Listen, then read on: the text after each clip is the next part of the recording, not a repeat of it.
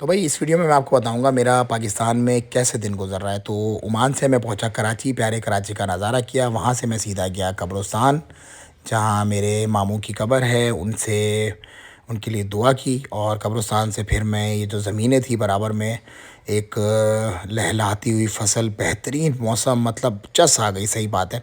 और वहाँ से निकल के मैं पहुँचा एक फार्म पे जहाँ पे चूज़े थे, ये अपना खरगोश थे, बकरियाँ थी और बहुत सारे जानवर वगैरह थे। वो देखे, उसके बाद दोस्तों से मुलाकात की, स्लो मोशन एक बनाया, उसके बाद एक वीडियो वहाँ पर शूट की। और उसके बाद मेरी एक दावत थी जो कि दोस्त ने की थी, एक देसी होटल पे। वहाँ पर हमने ये वाइट कढ़ाई खाई और नान और प्याज कटी हुई और रायता, माशाल्लाह चस आई। उसके बाद हम सीधे गए, अपनी कुछ रिपोर्टें वगैरह करवानी थी मेडिकल सेंटर पे, डायग्नोस्टिक रिसर्च लैब पे, वहाँ से रिपोर्टें करवाई।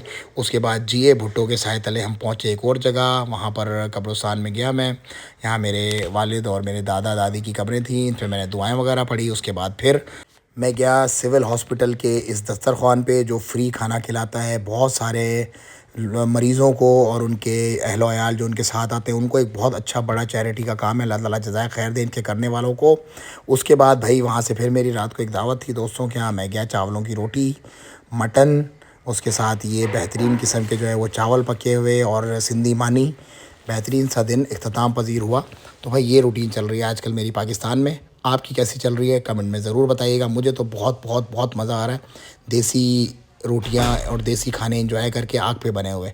पाकिस्तान जिंदाबाद।